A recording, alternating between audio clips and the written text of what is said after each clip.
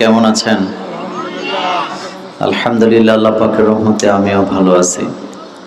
আলহামদুলিল্লাহ, আস্তাইনুহু আস্তাগফিরুহু ওয়া নু'মিনু বিহি ওয়া নাতাওয়াক্কালু আলাইহি ওয়া নাউযু বিল্লাহি মিন শুরুরি আনফুসিনা ওয়া মিন সাইয়্যাতি আ'মালিনা। মান ইয়াহদিহিল্লাহু ফালা মুদিল্লা লাহু ওয়া মান ইউদ্লিল ফালা হাদিয়া লাহু। ونشهد أن لا إله إلا الله وحده لا شريك له ونشهد أن سيدنا وحبيبنا ومولانا محمدا عبده ورسوله الذي أرسله بالحق بشيرا ونذيرا وداعيا إلى الله بإذنه وسراجا منيرا. فقد قال الله تعالى في كلامه المجيد: أعوذ بالله من الشيطان الرجيم. بسم الله الرحمن الرحيم. إن الله وملائكته يصلون على النبي يا أيها الذين آمنوا صلوا عليه وسلموا تسليما.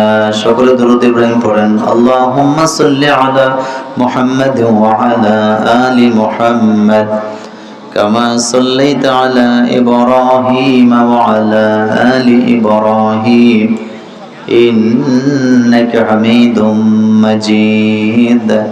আল্লাহুম্মা বারিক আলা মুহাম্মাদ ওয়া আলা আলি মুহাম্মাদ كما باركت على إبراهيم وعلى آل إبراهيم إنك حميد مجيد. সকল প্রশংসার মালিকানা কার? সে আল্লাহর জন্য সকলে পড়েন আলহামদুলিল্লাহ। রব্বানা লাকাল হামদ হামদান কাসীরান তাইয়িবান মুবারাকান ফিহি। আমরা আমাদের মনিবের দরবারে মুনাজাত করছি, আল্লাহ দয়া করে আজকের এই প্রোগ্রামকে আপনি কবুল করেন। এই এলাকায়, এই জনপদে যত জানা অজানা কবরস্থান আছে, আল্লাহ সকল কবরে আযাব মাফ করে দেন। যারা অসুস্থ, আল্লাহ তাদেরকে সুস্থতা দান করেন। আয় আল্লাহ, যারা ব্যবসা করে ব্যবসায় বারাকা দান করেন। যার যত বিপদ আছে, আল্লাহ সকল আর বিপদ মুসিবতকে দূর করে দেন। আজকের এই প্রোগ্রাম শাহরাস্তি দারুল কোরআন মাদ্রাসার ছাত্রদের পাগড়ি প্রদান উপলক্ষে তাফসিরুল কোরআন মাহফিল। এই প্রোগ্রামের সভাপতিত্ব করছেন আমার পরিচিত মুখ জনাব আক্তার হোসেন পাটোয়ারি সাহেব। আজকের প্রোগ্রামে সার্বিক তত্ত্বাবধানে আছেন আমার অত্যন্ত স্নেহের অনুজ মাওলানা মাহফুজুর রহমান বুলবুলি। মাহফিল সঞ্চালনায় আছেন মাওলানা আবু সুফিয়ান রাজাপুরী। সৌজন্যে গ্রিন হোমস অ্যান্ড ইলেকট্রনিক্স। আজকের প্রোগ্রামে অতিথিবৃন্দ আমিনুল এহসান, কামরুল ইসলাম পাটোয়ারি, সালাউদ্দিন, জাহাঙ্গীর আলম, ইকবাল হোসেন, মহিনুদ্দিন, মোস্তফা, জনাব আহমদুর রহমান, মাহবুব আলেম, জহিরুল ইসলাম, ফারুক হোসেন মিয়াজি, আলিয়াসগর মিয়াজি, আবুল হোসেন মিয়াজি পাটোয়ারি, মাওলানা খলিলুর রহমান। আজকের প্রোগ্রামে প্রধান অতিথি আমার সুপরিচিত ব্যক্তি অধ্যাপক মাওলানা আবুল হুসাইন ভাই, সাবেক ভাইস চেয়ারম্যান শাহরাস্তি। কথা বলবেন মাওলানা হুসাইন আহমদ চাঁদপুরি, মাওলানা শামসুদ্দিন জাইদি, মাওলানা মুক্তাদির হাসান মিরাজ। আজকের প্রোগ্রামে যিনি প্রধান মুফাসসির হিসাবে তাফসীর পেশ করবেন, আন্তর্জাতিক খ্যাতিসম্পন্ন মুফাসসিরে কোরআন, সারা বাংলাদেশের শ্রেষ্ঠ প্রিন্সিপালদের একজন, যিনি হাজীগঞ্জ আহমদিয়া কামিল মাদ্রাসার প্রিন্সিপাল ছিলেন, বর্তমানে তিনি তামিরুল মিল্লাত কামিল মাদ্রাসা টঙ্গী শাখার প্রিন্সিপাল হিসাবে গত রবিবারে তিনি যোগদান করেছেন। ডক্টর হিফজুর রহমান হাফিজাহুল্লাহ আতালাল্লাহু উমরাহ। আমরা দোয়া করছি আল্লাহ যেন তার হায়াতে বারাকা দান করেন। দেখেন, আমি আজকে এই প্রোগ্রামটাতে মূলত আসছি একেবারেই আমাদের মাহফুজুর রহমান বুলবুলির অনুরোধে। জাস্ট আপনাদের সাথে একটু সাক্ষাৎ করে যাব। অল্প সময় আমি কয়েকটা কথা বলে যেতে চাই। আপনারা খোলা আকাশে বসে আছেন, কুয়াশা পড়তেছে। আমরা দোয়া করছি আল্লাহ যেন এই বাচ্চাগুলোকে ঠান্ডা থেকে হেফাজত করেন।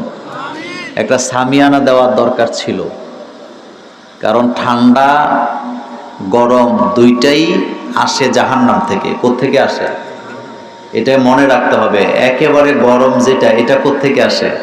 জাহান্নাম। আবার অতিরিক্ত ঠান্ডাটাও আসে জাহান্নাম থেকে। এজন্য হযরত ইব্রাহিম আলাইহিস সালামকে যখন নমরুদের আগুনে ফেলে দেওয়া হয়েছিল, আল্লাহ কিন্তু ঠান্ডা অথবা গরম কোনোটাই বলে, আল্লাহ বলছে আরামদায়ক হয়ে যাও।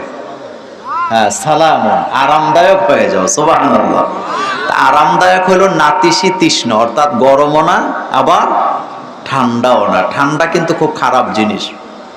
এই জন্য আমাদের দেশের হাজিরা ওমরা করতে গেলে, হজে গেলে তারা কিন্তু অসুস্থ হওয়ার কথা না। অসুস্থ হয় শুধুমাত্র ঠান্ডা পানি খায়া। আমার জীবনে আমি যা দেখছি, লেখা আছে cold water, hot water, normal water. হাজিরা খালি ঠান্ডা খুঁজে, যার কারণে একটা সময় কি হয়? অসুস্থ হয়। আরেকটা কথা বলি আপনাদেরকে, আল্লাহ রাব্বুল আলামিন আমাদের শরীরের অংশটাকে গরম বানাইছে না ঠান্ডা বানাইছে? শরীরের ভিতরটা কি গরম না ঠান্ডা? গরম।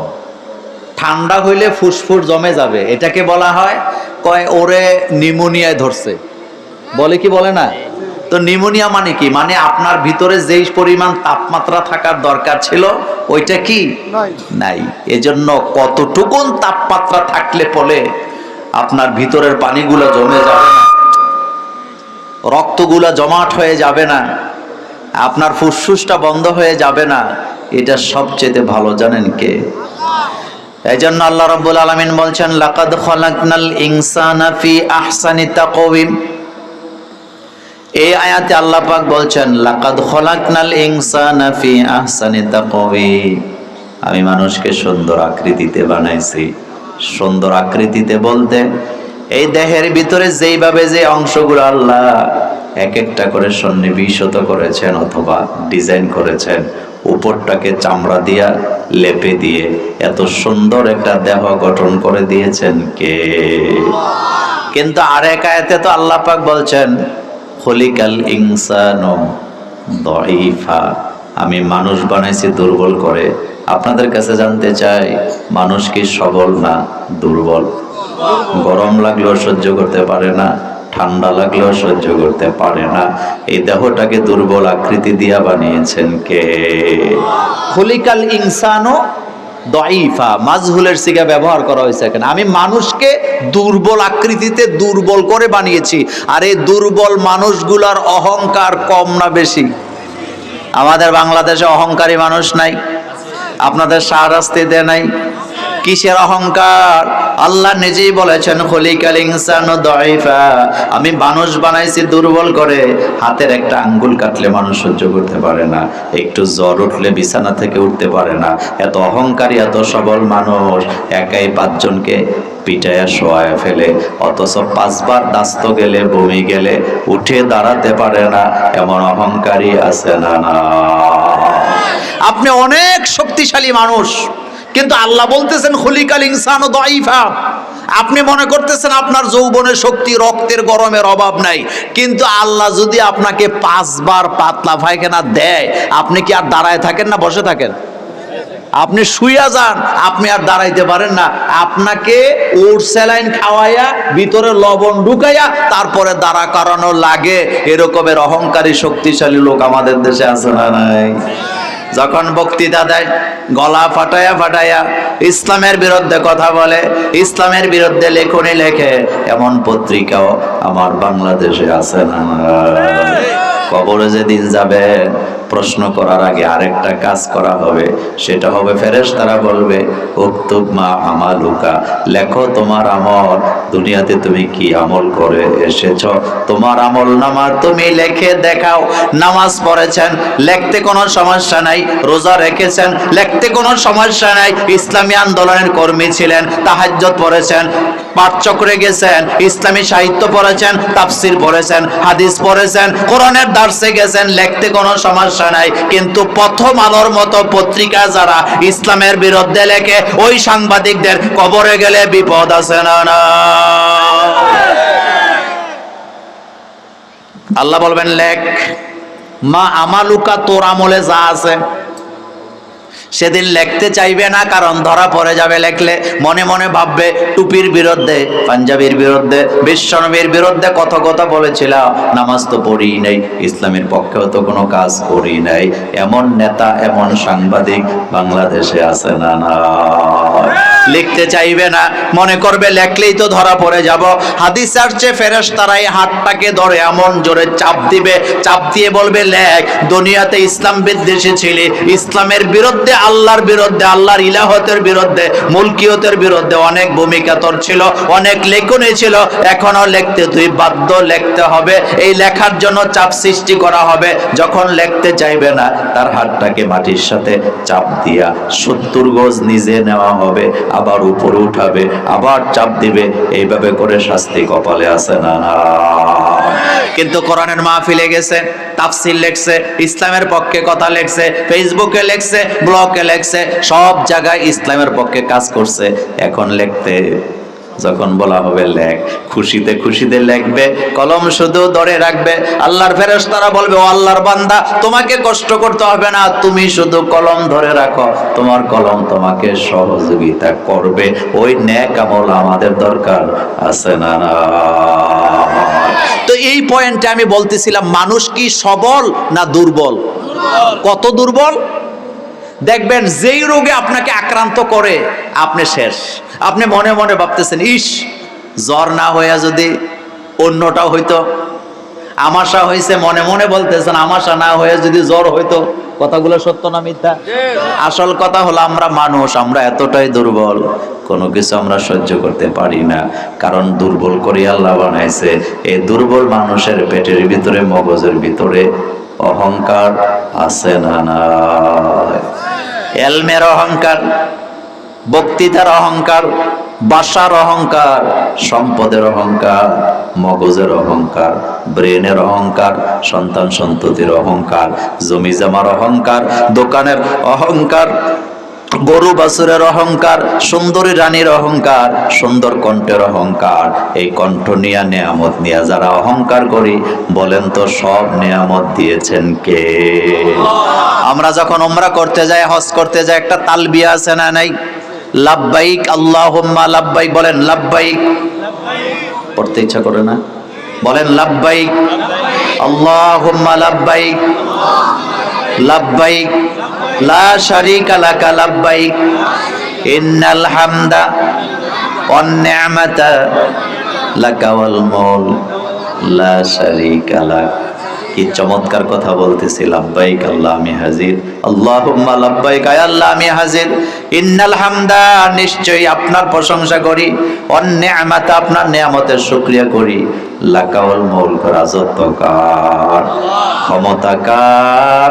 এই কথা স্বীকৃতি দিয়া আইসা বাংলাদেশে নির্বাচনে দাঁড়ায়া হাজার হাজার মানুষের সামনে ভোট চায়, বলে সকল ক্ষমতার মালিক জনগণ। এমন নেতাও বাংলাদেশে আছে না? না, সারেগামা পাদা নিশা, মানে জেনে যেটা হেনে হেটা। দেখেন মক্কা যায় বলছে লাকা ওয়াল মুলক, রাজত্ব কার? আল্লাহ। ক্ষমতা কার? আল্লাহ। কিন্তু এই লোকটা আবার যখন নির্বাচনের মঞ্চে আসে, মানুষের পাম দেয়, সকল ক্ষমতার মালিক জনগণ। আচ্ছা বলেন তো, আপনাদের এলাকায় নদী আছে না নাই? নদীতে স্রোত আছে না নাই? নদী হুকুম মানে কার? সারা শাহরাস্তি নয়, বাংলাদেশের আর্মি, পুলিশ, বিজিবি, যুবক, বুড়া, আবাল, বৃদ্ধা, বনিতা, নারী, পুরুষ সবাই যদি নদীর পারে দাঁড়ায় বলেন আমরা হামলা করতে আইছি তোর উপরে। আল্লাহর আইন হলো বাটির দিকে যাওয়া, আমরা হুকুম করলাম আজকের থেকে উল্টা দিকে চলবি, নদীগুলো আপনাদের কথা মানবে? এই পৃথিবীতে 800 কোটি মানুষ, কয়শো কোটি? সবাই যদি আকাশের দিকে তাকায় বলে সূর্য সারা জীবন পূব দিক থেকে ওইটা পশ্চিম দিকে অস্ত গেছে, আজকে আমরা 800 কোটি মানুষ, আমরা সবাই অনশন শুরু করলাম, তুই যতক্ষণ পর্যন্ত পশ্চিম দিক দিয়ে উদিত না হবি আমরা ততক্ষণ পর্যন্ত খাওয়া দাওয়া করব না। সূর্য বোধহয় কয়েকদিন পরে পশ্চিম দিক থেকে উদিত হবে। কথা আসতে কইছেন? কেন হবে না? কারণ আইন মানে সুন্নাত মান ক্বাদ আরসালনা ক্বাবলাকা মির রুসুলিনা ওয়ালা তাজিদু লিসুন্নাতিনা তাহওয়িলা। আল্লাহ বলেন আমার আইনের মধ্যে তুমি কোনো পরিবর্তন পাবা না, পরিবর্তন পাবা না। আমি যে আইন করি এটা কিয়ামত পর্যন্ত বলবৎ থাকবে। আগের আইন পরের আইনের মধ্যে কোনো পার্থক্য পাবা না। কিন্তু মানুষ নিজেদের স্বার্থে নিজেরা আইন পরিবর্তন কইরা আবার নিজেরাই বিপদে পড়ে, এমন আইন বানানে মানুষ আছে না নাই? ট্রাইব্যুনাল বানাইছে আরেকজনের ফাঁসি দেওয়ার জন্য, দিছেও, এখন এই ট্রাইব্যুনালে আবার নিজের রশি রেডি। কথা কর না কেন? কথা সত্য না মিথ্যা? আইন করছে যিনি, বিপদে পড়ছে তিনি। কবি কি সুন্দর করে বলতেছেন, বাড়ির পেছনে করছে গর্ত পইরা মরতে ভাই, সেই গর্তে পইরা মরছে নিজের দোয়া গাই। ভাষা কি বুঝেন? মানে ভাইটা মারার জন্য একটা গর্ত করছে রাস্তার পাশে, মনে মনে ভাবছে ভাইটা যাতে ভইরা মরে যায়, সম্পদ আমার, সম্পদ আমার। কিন্তু খবর নাই, ভাই তো আর যায় নাই, একটু পরে নিজের একটা গায়ে আসিল, ভুলে ক্রমে গর্তে পইরা সকালে যায় দেহে ভাই মরে নাই। কথা কয় না শাহরাস্তির মানুষ? ভাই তো মরে নাই, মরছে কে? আবু জাহিল গর্ত একটা করছে বিরাট বড়, এই হাদিস আপনারা পড়ছেন। গর্ত কইরা আরেকজনকে পাঠাইছে, কয় বাতিজারে যায়, আমি অসুস্থ, আমার যাতে দেখা যায়। আল্লাহ রাসূল তো বড় হৃদয়ের মানুষ, তিনি আসতেছেন দেখার জন্য, কিন্তু গর্তের উপরে ঢাকনা দেয়া রাখছে। জিবরাইল আমিন কয় সামনের দিকে যাওয়া দরকার নাই, আপনি পেছনের দিকে যান। এবার যখন মুহাম্মদ চলে যায়, আবু জাহিল দৌড় দিছে ধরার জন্য, নিজের গর্তে নিজে পড়ছে। গর্ত যত বড়ই হোক কিন্তু আর উঠতে তো পারেই না, কেউ উঠাইতেও। এবার রাসূলের কাছে খবর গেছে, এতে তো গর্তের মধ্যে পড়ছে, রাসূলকে মারার জন্য গর্ত কইরা নিজে পড়ছে। এবার রাসূল সাল্লাল্লাহু আলাইহি ওয়াসাল্লাম গর্তের কাছে এসে হাত দিছে, হাত ধরে এবার গর্ত থেকে উইটা কয়, মুহাম্মদ তুমি যে জাদুঘর, আজকে বিশ্বাস হইল। আমাদের বাংলাদেশে একটা প্রবাদ বাক্য আছে, ঠাইসা দিলে বাইশা উড়ে, যার নসিবে। আপনারা কি বুঝেন আমার কথা? ঠাইসা দিলে বাইশা উড়ে, যার নসিবে নাই। এবার বুঝেননি কথা? ঠাইসা দিলে বাইশা উঠে, যার নসিবে। এটার মানে হলো নসিবে না থাকলে গোস্বা দিলেও সে কালিমা পড়ার কোনো সম্ভাবনা নেই। নসিবে না থাকলে ছেলে যদি মাদ্রাসায় পড়ে, তার ভাই যদি প্রিন্সিপাল হয়, এরপরে সে ইসলামের দাওয়াত পায় না। কপালে থাকা লাগে। কোথায় থাকা লাগে? দুই ভিক্ষুক, ফকির আর ফকিরনি ভিক্ষা করে খায়। তো প্রতিদিন ভিক্ষা করতে করতে ক্লান্ত হয়ে গেছে, আর ভাল লাগে না। একদিন খোলা আকাশের নিচে আল্লাহরে বলতেছে, আল্লাহ এই প্রতিদিন বুড়া বুড়ি দুইটা এত কষ্ট করে ভিক্ষা করে খাই, এত পরিশ্রম আর ভাল লাগে না। তুমি তো বৃষ্টি দাও, বৃষ্টির সাথে শিলা বৃষ্টি দাও, তো একদিন যদি বৃষ্টির সাথে কয়েকটা স্বর্ণের টুকরা টুকরা দিতা, হেডি বেচা হারা জীবন খাইতাম, আমাদের দুইজনেরও এত কষ্ট হইতো না। গল্প, এটা কিন্তু হাদিস না, আমার ফেসলা কেন। গল্প তো নিতান্তই গল্প, এটা জুমলা খবরিয়া। এখন দোয়া তো কবুল হয়ে গেছে। ঘর ছিল ভাঙা ঘর। একদিন হঠাৎ করে স্বামীটা শুধু ভিক্ষা করতে গেছে বস্তা একটা নিয়ে, কিন্তু স্ত্রী যায় নাই। ঘরের ছিদ্র ছিদ্র আছে, এদিক দিয়ে ছিদ্র, এদিক দিয়ে ছিদ্র। হঠাৎ তাকায় দেখতেছে বৃষ্টি হইতেছে, বৃষ্টির সাথে স্বর্ণের টুকরো পড়তাছে। মনোযোগ আছে আপনাদের? বস্তা লয়ে যেতে গেছে, দেখে রাস্তার মধ্যে স্বর্ণ পড়ে, এক দুইটা টোকায়া ফালায় দিছে। এবার আকাশের দিকে তাকায় বলতেছে, আল্লাহ এত কষ্ট করে রাস্তা থেকে স্বর্ণ টোকায় লাভ নেই, আমার ঘর তো বাঙ্গাই আছে, আমার ঘর তো বাঙ্গাই আছে, এত স্বর্ণ লাগে না জীবনে, ওই ছিদ্র দিয়া যেই কয়টা পড়বে এইটা বেচেই তো বুড়া বুড়ির জীবন শেষ।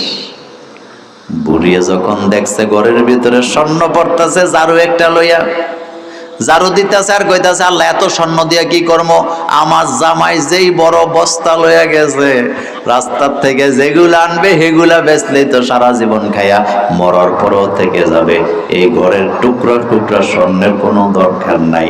জামাইও টোকায় নাই, বউ ঝাড়ু দিয়ে ফালা দিছে, এখন পাইছে কয়টা? জামাই আইসা কয় স্বর্ণ কই? কই তোমার বস্তা কই? জামাই কয় আমি তো এই চিন্তা করছি, বউকে আমিও তো এই চিন্তা করছি। এবার আফসোস করে বলতেছে, ঠাইসা দিলে বাইশা উঠে যার নসিবে নাই। ইসলাম কপাল লাগে, নামাজ পড়তে কপাল লাগে, ইসলামী আন্দোলন করতে কপাল লাগে, হক কথা বলতে কপাল লাগে, সবার কপালে ঝুটে না, কারণ এটার ক্ষমতা কার। এত অন্যায় এত অবিচার হয় দেশে, অথচ বিরাট বড় মসজিদের খতিব মুখ খুলে না, কথা বলে না, এমন খতিব আমাদের শাহরাস্তিতে নেই।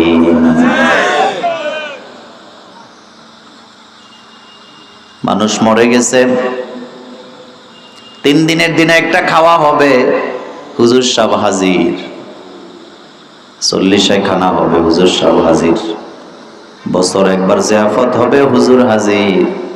ইসলামের বিরুদ্ধে অনেক ষড়যন্ত্র হয়েছে, চাঁদপুরে একটা মিছিল হবে, হাজীগঞ্জে একটা মিছিল হবে, হুজুরে বললে কয় আমি তো এসবে নাই, এমন খতিব আমাদের শাহরাস্তি না।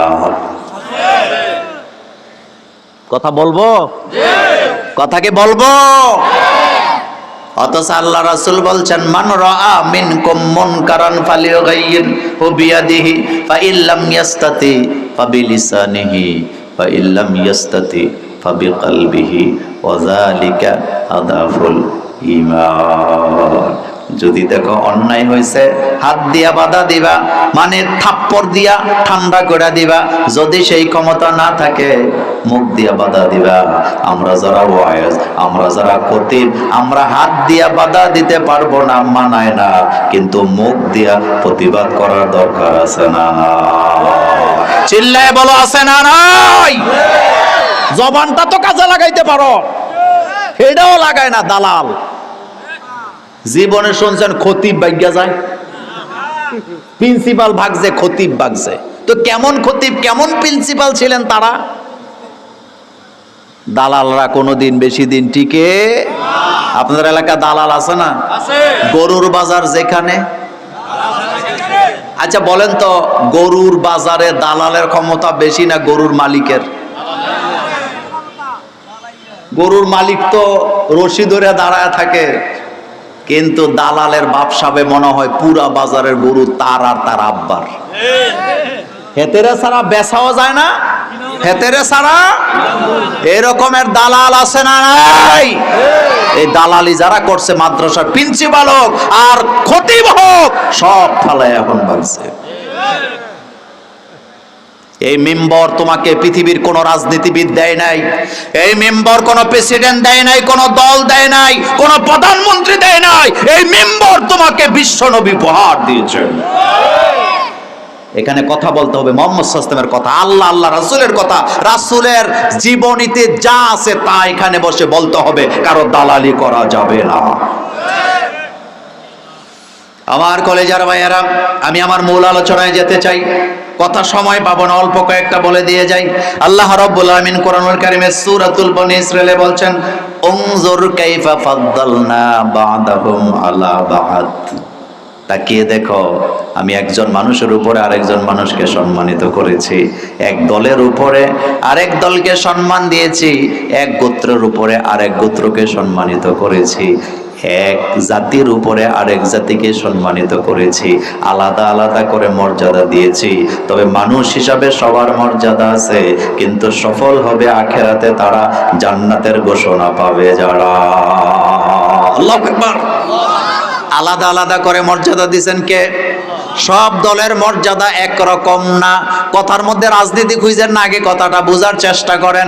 সব দলের মর্যাদা এক নয়, সব গোত্রের মর্যাদাও এক নয়, সব মানুষের মর্যাদাও এক নয়। আলাদা আলাদা করে মর্যাদা দিয়ে রেখেছেন কে? ফাদ্দালনা বা'দাহুম আলা বা'দ। হীনমন্যতার কোনো কারণ নাই। বনি আদম সন্তান হিসাবে আমাদের মর্যাদা আলাদা আছে না নাই? আল্লাহ বলছেন কাদ কাররামনা বানি আদম। আল্লাহ বলেন কাদ কাররামনা বানি আদম, আমি বনি আদমকে সম্মানিত করেছি। আর আদম সন্তানের মধ্যে শ্রেষ্ঠ সন্তান হলো যারা আমার উপরে ঈমান আনে। আমার বাংলাদেশের কিছু কিছু নেতারা যখন বক্তৃতা দিতে আসে, ময়দানে দাঁড়ায় বলে সনাতন ধর্ম নাকি হিন্দু ধর্ম। সনাতন ধর্ম যারা হিন্দু ধর্ম বলে তাদের জ্ঞান নাই, তারা মূর্খ। কারণ প্রথম মানুষ আদম আলাইহিস সালাম, তিনি তো হিন্দু ধর্মের ছিলেন না, তিনি তো মুসলমানই ছিলেন। তিনি কি ছিলেন? চিল্লায় বলো, তিনি কি ছিলেন? আরেকটা কথা বলে দিয়ে যে আমার কলিজার ভাইয়েরা, আপনাদের কাছে জানতে চাই, যোগে যোগে সন্ত্রাসী করছে মুসলমানেরা না কাফেরেরা? আরো জোরে বলেন। আচ্ছা, আপনার কাছে আমি জানতে চাই, হযরত ইব্রাহিম আলাইহিস সালাম সন্ত্রাস ছিল নাকি নমরুদের সন্ত্রাস ছিল? হযরতে মূসা আলাইহিস সালাম সন্ত্রাস ছিল নাকি ফেরাউনের সন্ত্রাস ছিল? আবু জাহল সন্ত্রাস ছিল না আবু বকর সিদ্দিক সন্ত্রাস ছিল? যোগে যোগে যোগে যোগে ইসলাম ওয়ালাদেরকে তারা আসামি বানাইছে। মূলত সন্ত্রাস ছিল নমরুদ্দায়, কিন্তু আসামি বানাইছে ইব্রাহিম আলাইহিস সালামকে। সন্ত্রাস ছিল ফেরাউনায়, আসামি বানাইছে মূসাকে। সন্ত্রাস ছিল আবু লাহাব, আসামি বানাইছে বেলালকে। কথা ঠিক কিনা? বর্তমান বাংলাদেশও আমরা অতীতে 16টা বছর দেখেছি, সন্ত্রাসী করে যারা আসামি হয় না তারা আলেম ওলামাদেরকে তারা আসামি বানাইছে।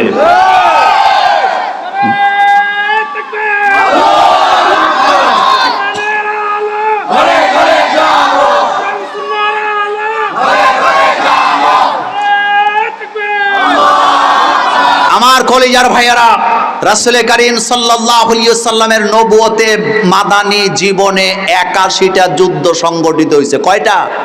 এই 81টা যুদ্ধের ভিতরে 27টা যুদ্ধে মুহাম্মদ সাল্লাল্লাহু আলাইহি ওয়াসাল্লাম সেনাপ্রধানের দায়িত্ব পালন করেছেন। একটা যুদ্ধেও মুসলমানেরা আগে হামলা করেন নাই, কাফেরেরা হামলা করছে, মুসলমানেরা প্রতিহত করেছেন। মক্কা থেকে রাসূল মদিনায় হিজরত করে চলে গেছেন। মদিনাতে যাওয়ার পরেও মক্কার কুরাইশের নেতারা রাসূলকে শান্তিতে দেয় নাই, তারা সেখানে যাওয়ার ষড়যন্ত্র আছে না নাই? আমার কলিজার ভাইয়েরা, এই বাংলাদেশে ইসকন নামে একটা সংগঠন আছে। তারা বাংলাদেশের সংগঠন এতদিন চালাইছে, আমাদের কোনো আপত্তি ছিল না। কিন্তু আমরা আমাদের মুসলমান ভাইয়েরা কোনোদিন কোনো হিন্দুদের গায়ে, ইসকনের একটা সদস্যের গায়ে একটা থাপ্পড় দেয় নাই। অথচ আমাদের অ্যাডভোকেট সাইফুলকে দিবালোকে তারা প্রকাশ্যে হত্যা করে 90% মুসলমানের দেশে আমাদের কলিজায় আঘাত দিয়েছে।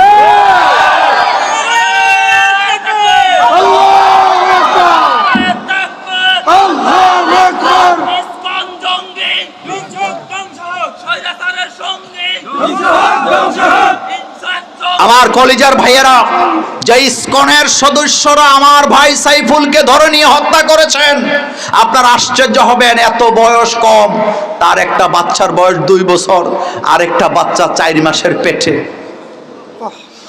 তাকে দিবালোকে 90% মুসলমানের দেশে উগ্রবাদী হিন্দুরা ধরে নিয়ে হত্যা করে। তারা আমাদেরকে খোঁচা মেরে বুঝাইতে চায়, তারা আমাদের গায়ে পরে ঝগড়া লাগাতে চায়। ও ইজা খাতাবাহুমুল জাহিলুনা ক্বালু সালামা।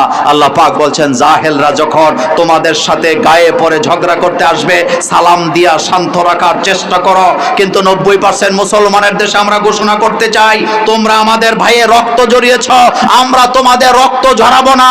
শুধু সাবধান করে দিতে চাই, ভবিষ্যৎ যদি এই সাহস তোমাদের বন্ধ না হয়, আমরা বাধ্য হব তোমাদেরকে তোমাদের ঘরের ভিতরে আটকে রেখে দিতে। কারণ বানর তাকে যদি সুযোগ দেওয়া হয়, বানর সব সময় কাঁধে উঠে নাকি উঠে না? মহারাজের বাড়িতে একটা বানর ছিল, মনোযোগ আছে আপনাদের? মহারাজের বাড়িতে একটা কি ছিল? বানর ছিল। তার বন্ধু আসছে মহারাজের বাড়িতে দাওয়াত খাইতে। বন্ধু খেয়াল করলেন, খাবার দাবার দেওয়ার পরে বানরের পাছার মধ্যে একটা লাঠি দিয়ে পিট্টি দেয়, দিলে বানরটা গাছে যায় বসে থাকে। 2-3 বেলা এটা দেখার পরে বন্ধু বলতেছে, মহারাজ এটা কেমন অত্যাচার, অবিচার! আপনি বানরকে পুষেন, দুধ কলা খাওয়ান, কিন্তু খাওয়ানোর পরেই পাছার মধ্যে একটা দিয়ে লাল করে দেন, আর হেতে গাছে যেয়ে বসে থাকেন। মহারাজ বলতেছে, তুমি কি এটা রেজাল্ট দেখতে চাও? অবশ্যই চাই। তাহলে তুমি আমার বাড়িতে 3 দিন থাকবা। মনোযোগ আছে আপনাদের? কয়দিন? আচ্ছা, ভালো কথা, ঠিক আছে, আমি থাকবো, তবুও বানরের রহস্য দেখে যাব। তুমি পিট্টি কেন দাও? এবার প্রথম দিন বানরকে খাওয়াইছে দুধ কলা দিয়া, কিন্তু আজকে পাছা লাল করে নাই। বুঝুন তো কথা, কি লাল করে? আজকে আর গাছে যায় নাই, আজকে পাশে বসে আছে। আজকে আর গাছে যায় না, আজকে কোথায় বসে আছে? দ্বিতীয় দিন আবার দুধ কলা খাওয়াই, আজকেও পাছা লাল করে নাই, আজকে মহারাজের কোলের উপরে বসে আছে। মনোযোগ আছে? গতকালকে কোথায় ছিল? আজকে কোথায়? এবার তৃতীয় দিন যখন পাছা লাল করে নাই, বানর এখন নিচেও নাই, কোলেও নাই, মহারাজের কাঁধের উপরে বসে আছে। মহারাজ বলতেছে, এখন কি বুঝতেছ কেন প্রতিদিন পাছা লাল করি দুধ কলা খাওয়ায়া? সেম কন্ডিশন আমার দেশেও চলে। এই ইসকনকে যারা লালন পালন করেছেন, ইসকনের নেতাকে আটক করার পরে তাদের এখন ঘুম নাই। আমরাও বলতে চাই, 90% মুসলমানের দেশে, আলেম ওলামার দেশে, পীর মাশায়েখের দেশে কোন বানরকে কলকাঠি নাড়তে দেওয়া হবে না। বরং আগামীর বাংলাদেশ হবে কোরআনের বাংলাদেশ। কাউমি আলিয়া শর্ষিনা সহ সকল পীরা কাঁধে কাঁধ মিলাইয়া কোরআনের রাজ কায়েমে একত্রিত হওয়ার তৌফিক এবং একত্রিত হতে রাজি আছে মুসলমান? 2 হাত উঁচু করো, আমার আল্লাহকে দেখায় দাও।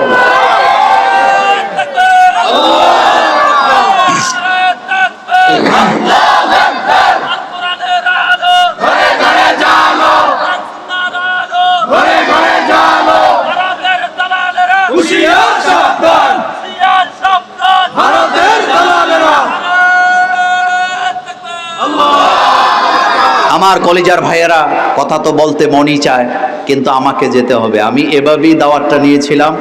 ইনশাল্লাহ আবারও দেখা হবে অন্য কোনো দিন, অন্য কোনো মাঠে, অন্য কোনো বিষয় নিয়ে।